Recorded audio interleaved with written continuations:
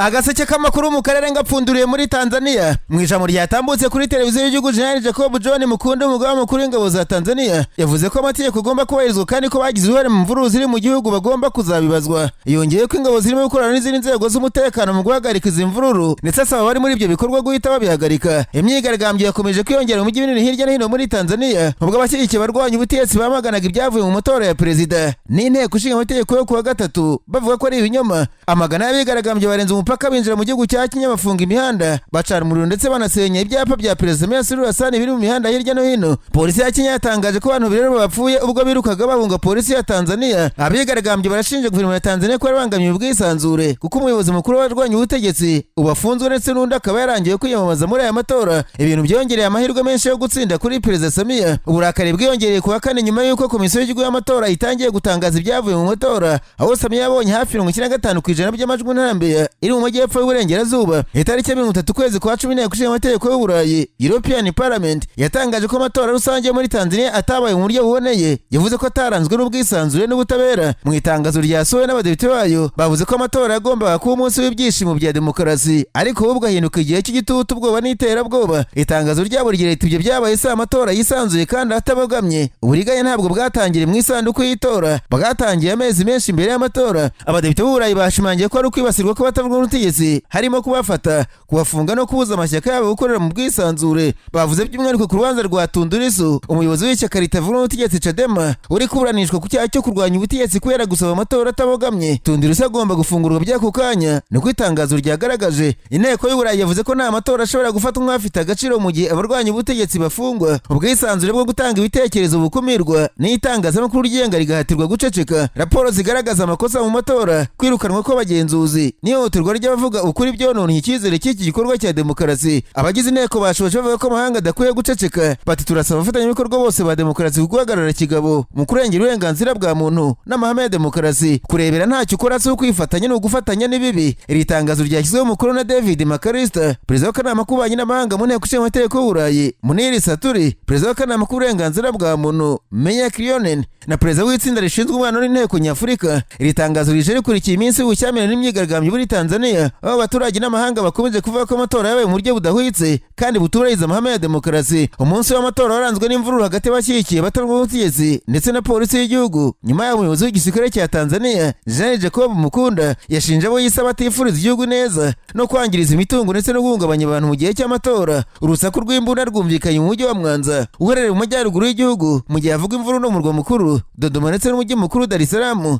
kuri uri umutekano muke kandi imihanda minini yaho ikaba yarafunzwe. Kinyaburiye abaturage bayo kutivanga mu myigaragambyo yo ku mupaka wa Namanga aho ubucuruzi muri ako gace bwari bwahagaze. Polisi ya Tanzania yarashe ibyuka biryana mu maso kugira ngo itatanya abigaragambya. Ambasade ya Amerika muri Tanzania yatangaje ko umuhanda ugana ku kigo cy'indege mpuzamahanga cya Dar es Salaam uri mu nzira nyinshi zikomeye zakomeje gufungwa n'abigaragambya. Umwe mu batangabuhamya yabwiye ikinyamakuru BBC ko yabonye amagana y'abigaragambya binjira mu mujyi wa Mwanza uri ku nkombe z'ikiyaga cya Victoria kandi ukaba ufite abaturage benshi mu Dar es Salaam. Ati nyuma y'iminota 10 gusa twatangiye kumva amasasu ndetse n'ibiturika by'uka biryana mu maso. Tunabona bakomeretse barimo kuzanwa aho twari turi. Guverinoma yategetse ko abakozi barite bakorera mu ngo zabo kugeza kuwa gatanu mu gihe umwuka mubi ukomeje kwiyongera. Umuryango uharanira uburenganzira bwa muntu Amnesty International wavuze ko amakuru ava ko umuturage n'umupolisi bishwe mu mirwano yo kuwa gatatu ari ibintu biteye ubwoba cyane. I Dar es Salaam hashyizweho itegeko ryo kuguma mu nzu mu masaha y'ijoro. Amakuru bizifite nuko mu bitaro bya Muhimbili byo muri uwo mujyi byakiriye abarwayi benshi bakomeretse. Murandasi nawe yakuyeho hirya no hino mu gihugu. Ibintu Amnesty yavuze ko bishobora kongera ukaza umurego. Yasabye ubuyobozi kwemerera abaturage kubona amakuru n'ambogamizi. Hagati aho biravuga ko bigaragambye uri gukoresha porogaramu ya TikTok yitwa Zero mu gutegura imyigaragambyo. Biteganyijwe ko Perezida Samia azegukana manda ya kabiri nyuma y'uko abakandida barwanya ubutegetsi babujijwe kwiyamamaza. Tundurisu umuyobozi mukuru w'abarwanya ubutegetsi muri Tanzania muri gereza ashinjwa ubugambanyi byo hakana kandi ishyaka ryanze kwemererwa kwiyamamaza. Undi mu bahanganye ukomeye Ruhaga umupira wo mu ishyaka ST Wazalendo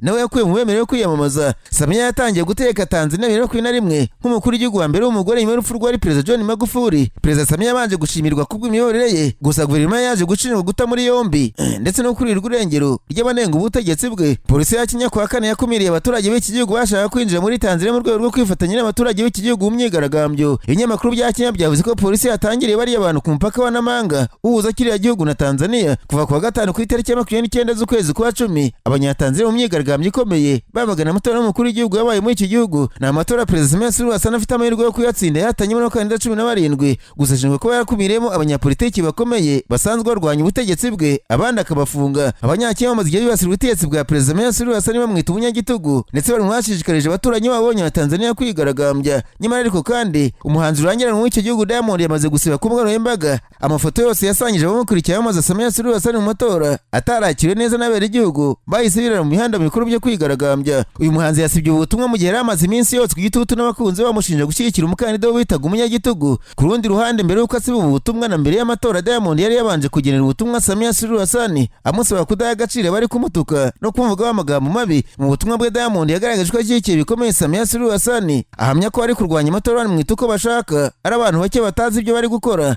Diamond ibanje gukeza Samia Suluhu Hassan ahamya ko ari mu kumurwanya hari igihe bazamwifuza. Ati mubyeyi wanjye Suluhu uri umuperezida w'icyubahiro ukorana umurava kandi ukaba umuhanga cyane ariko uzirikane ko abantu busanzwe badakunda kuvuga ibigwi by'umuntu akiriho wakoze akazi gahambaye kandi urabikomeje kuva mu rwego rw'uburezi ubuvuzi ubuhinzi uburobyi ibikorwa remezo n'izindi nzego zitandukanye. Diamond yingengeye umubyeyi kutababazwa n'ibyo bamwe mu baturage yise ko batazi ibyo ari gukora bamukoreye amwizeza ko uretse abandi baturage ba Tanzania bamukunda. Ati kubera ko yiyoroshya bituma rimwe na rimwe abantu bashaka kugerageza nagusabye ngo ntibigutere umutima mubi bitewe n'itsinda rito ry'abantu ntekereza ko batanazi ibyo barimo kandi nibwira ko umunsi umwe bazakwibuka nk'uko bagiye bibuka abandi. Uzirikane ko ari benshi bagukunda kandi bishimira ibyiza uri gukora mu gihugu cyacu. Mu butumwa bwe Diamond ntiyigeze aca ku ruhande ngo atinye kugaragariza urukundo uyu mubyeyi wari umaze igihe ayobora Tanzania nubwo bari ku ruhande rw'abamufata nk'umunyagitugu batifuza ko akomeza kukiyobora icyakora kugeza ubu igeze asiba ubutumwa bwose bwamamaza ari uvuga neza uyu mubyeyi. Guverinoma y'Ubwongereza yavuze ko indege mpuzamahanga zahagaritswe cyangwa se guhagarara ku kibuga cy'indege cya Dar es Salaam kandi ku kibuga cy'indege cya Arusha hamwe n'ikindi cyegereye umusozi wa Kilimanjaro byafunzwe nyuma y'uko ambasade ya Amerika yagira inama abaturage bari muri Tanzania ibasaba gushaka abo bikinga ibabuza kugenda mu mihanda ivuga ko byabateza akaga gakomeye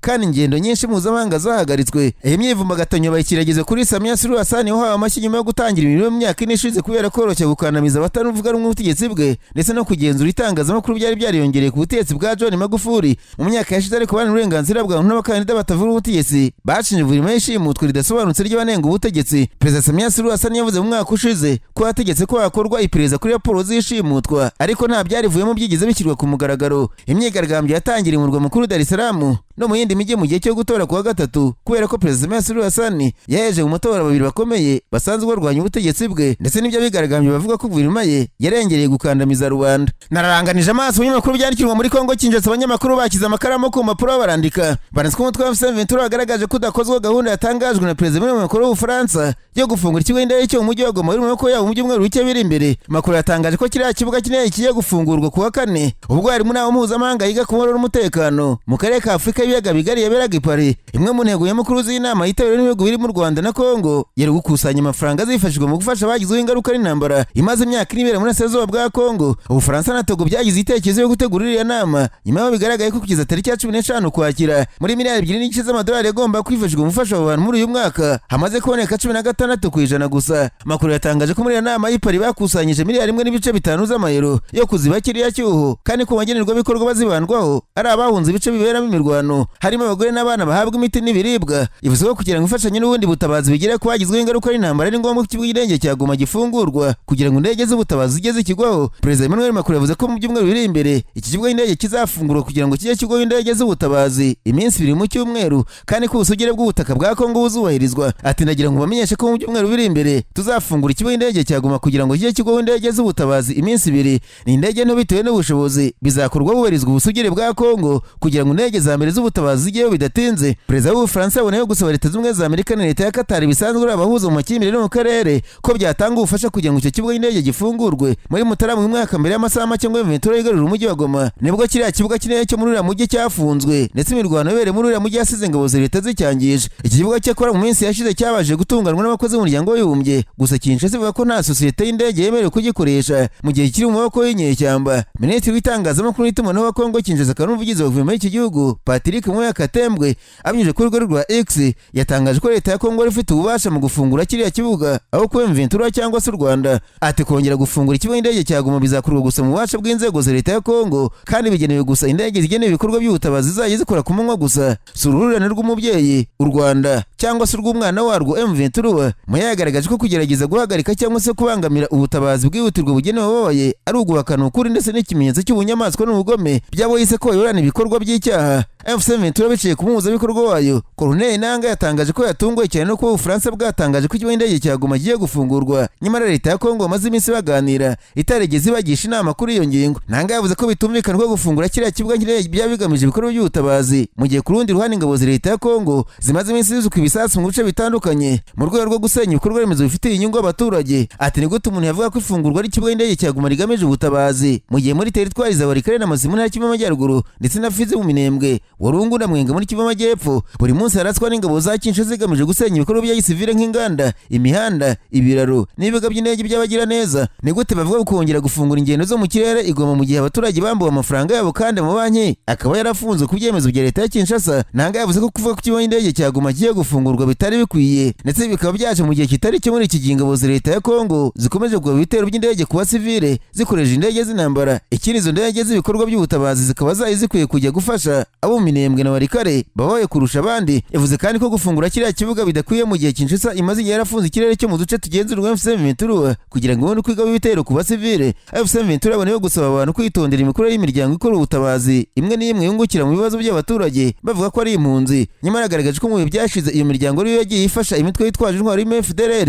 ifatanije na Kinshasa bikarushaho gutuma abaturage b'Abanyekongo bakomeza kubabara. Yaboneyeho gusaba Ubufaransa gufata umurongo wo kutagira uruhande ubogamiraho bukanirinda gutiza umurindi abafite inyungu mu bibazo by'abaturage ahubwo bwashyira ibikorwa bigamije kugarura amahoro mu karere. Uyu mutwe wongeye gushimangira ko witeguye gukora ibishoboka byose kugira ngo arambye agerweho biciye mu biganiro no kubahiriza amasezerano mpuzamahanga cyane cyane avuye mu biganiro bya Doha. Usaba umuryango mpuzamahanga gushyigikira inzira y'amahoro aho gufasha ubutegetsi butubahiriza amasezerano yabwo kandi bukomeje urugamba no kurwanya abaturage babwo. Agaseke k'amakuru mu karere ngafunikire muri Uganda abanyamakuru bakojeje ba muri no barandika banditse ko umuryango wa Afurika yunze ubumwe wagize Perezida wa Uganda Yoweri Kaguta Museveni umuyobozi w'itsinda rigamije gushakira umuti urambye ku ntambara hagati y'ingabo za leta ya Sudani n'umutwe w'inyeshyamba Rapid Support Forces. Ibyo byatangajwe mu itangazo ryasohotse nyuma y'inama idasanzwe y'igihumbi 2008 y'akanama k'ubutumwa bw'umutekano bwa Afurika yunze ubumwe yabaye ku itariki 28 z'ukwezi kwa 10. Muri iryo tangazo akanama kasabye Perezida wa Komisiyo y'umuryango wa Afurika yunze ubumwe gukorana n'itsinda rya Perezida Museveni kugira ngo rifashe mu buryo bwihuse ibiganiro hagati y'abayobozi b'ingabo za leta ndetse na RSF. Ingamba ifashwe mu gihe urugomo rwongeye gukaza umurego muri Sudani cyane cyane mu mujyi wa El Fasher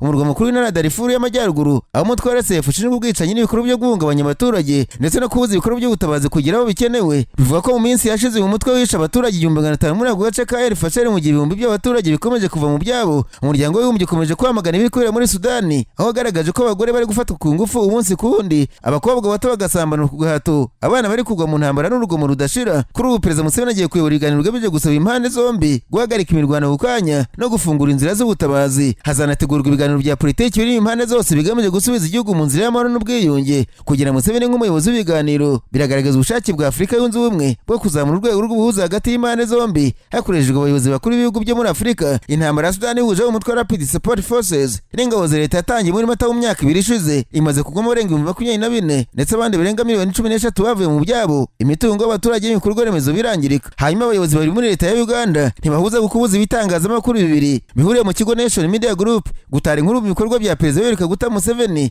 Kuva muri uyu mwaka abanyamakuru ba NTV na Daily Monitor ntibemererwa kwitabira ibikorwa bya Perezida Museveni kugira ngo bikorewe inkuru keretse babanje kwisabira uburenganzira mu nyandiko. Iki cyemezo cyatumye abadepite basaba guverinoma gusobanura impamvu yambuye ibitangazamakuru uburenganzira bwo gukora umwuga. Tariki ya 29 z'ukwezi kwa 10 hitaba bari mu nyabanga leta ushinzwe isakaza ubumenyi n'ikoranabuhanga Godfrey Kabyanga yaravuze ati simvugana no mu biro by'umukuru w'igihugu bityo rero NMG yemerewe kwisanzura igatara inkuru kuri Perezida. Umuyobozi wungirije mu biro by'umukuru w'igihugu ushinzwe itangazamakuru Farouk Kirunda yabajijwe niba nta cyaze ku ngamba zafatiwe ibyo bitangazamakuru asubiza ko icyemezo cyafashwe na Perezida Museveni ati nsobanura ibintu nta guca ku ruhande. Nyakubahwa Perezida Museveni yabuje NMG kumutara w'inkuru nyuma y'ibibazo by'igihe kirekire byo kumutangaza w'inkuru mbi. Kirunda yasobanuye ko ubuyobozi bwa NMG buzi neza amakosa abanyamakuru ibyo bitangazamakuru bakoze, agaragaza ko Perezida Museveni atigeze abuza NTV na Daily Monitor gukorera muri Uganda. Uyu muyobozi yaciye amarenga ko abanyamakuru ibyo bitangazamakuru batazegera bakumurirwa, abasaba kujya bakoresha amatangazo atangwa n'ibiro by'umukuru w'igihugu uko babyemera ariko ko bakwiye kujya baba abanyamwuga.